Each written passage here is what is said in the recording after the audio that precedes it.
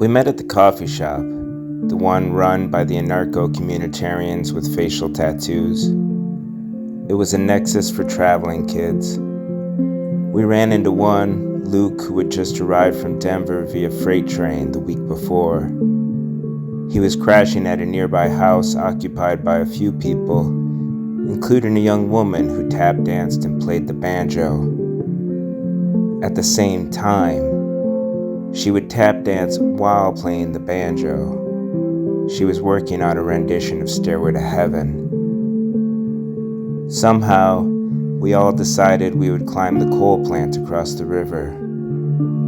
We rode our bikes, 4 of us plus Luke. It was fall, crisp and dark, the yellow streetlights of the city washing over us in metronomic rhythm. We got chased by the railroad bulls, them in their SUV and us pedaling hard down the tracks, peeling off in a couple different directions and losing them after a few sharp turns down the hill into the trees by the docks near the river. This was before the bridge fell in and killed those people. There weren't big chunks of steel and concrete laying around the way there would be later. I climbed these giant steel girders, big 10-foot X's all the way up the side. I was wearing old dress shoes with no grips on the soles. I was a good 50 feet up before I realized how easily I could slip and die, but I had gone too far to turn back. After I got to the roof, I looked back down at the others. Nobody wanted to follow me. They found a different way up.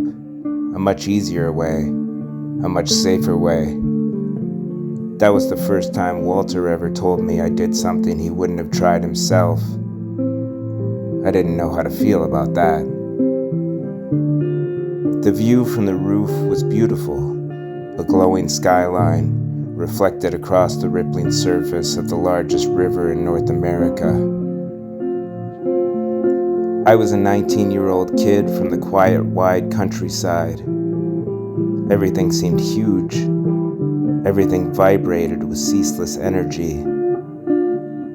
I was glad to be alive, but I'd also decided, somewhere along the way, that I was not afraid to die.